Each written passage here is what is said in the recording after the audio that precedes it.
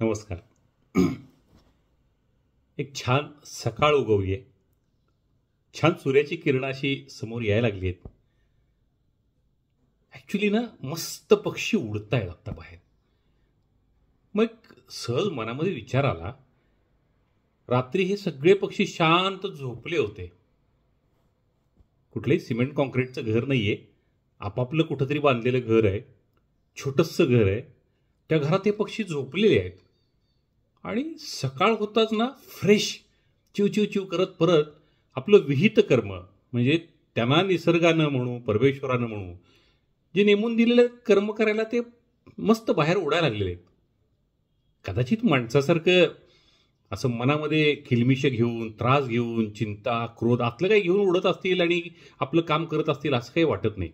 कारण मन कितपत आहे पक्ष्यांच्याकडे कोणाला माहिती.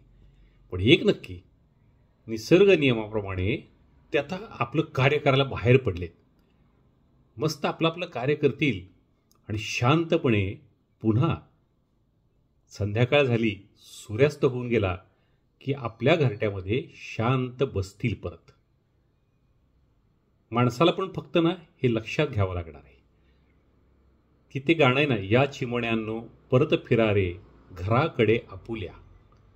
म्हणजे काय असावं माझ्या दृष्टीनं, सकाळ झालेली आहे, मस्त आपल्याला ना जे मिळालेलं आहे ते बेस्ट करण्याचा दिवस आहे.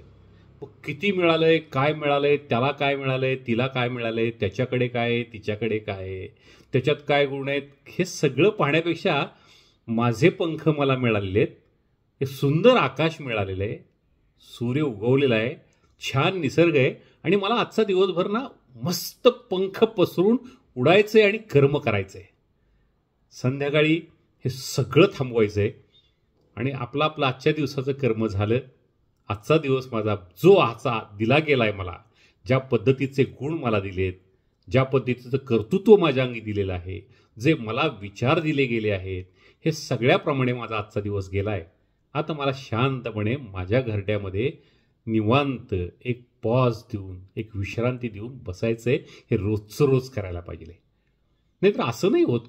परवा कोणीतरी म्हणत होतं की 40 वर्षापर्यंत मी खूप कष्ट करणार, प्रचंड पैसा मिळवणार आणि मग निवांत राहणार.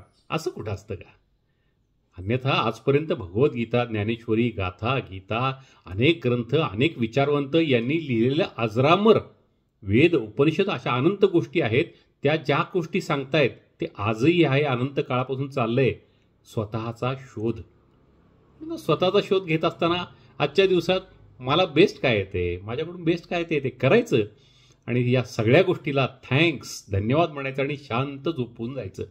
कारण निसर्गाने सुद्धा एक पॉज दिला आहे, एक विश्रांती दिली आहे, 7 ते 8 तासाची झोप दिली आहे. कारण दुसऱ्या दिवशी परत सूर्योदय झाला की मला पळायचं आहे, माझं कार्य करायचं आहे. तेव्हा माझं काम करण्यातला उत्साह आणि संध्याकाळी माझी विश्रांती, तो पॉज मला जर जमला तर मग या जीवनाची कृतार्थता वाटेल. आणि मग उगवलेला सूर्य, मावळणारा सूर्य आणि मिळालेलं जीवन हे किती आपल्याला बोनस म्हणून सगळ्या गोष्टी मिळाल्यात याचा आनंद होईल. आणि हा स्वतःचा शोध जितका लागेल स्वतःचा शोध, तेवढा प्रत्येक क्षण प्रत्येक दिवस हा जागृत अवस्थेत, सजग अवस्थेत आणि आनंदात जाईल. प्रत्येकाचा दिवस आनंदात जावा हीच तर अपेक्षा आहे. त्यासाठी आपण सजग झालो की विषय संपला. धन्यवाद.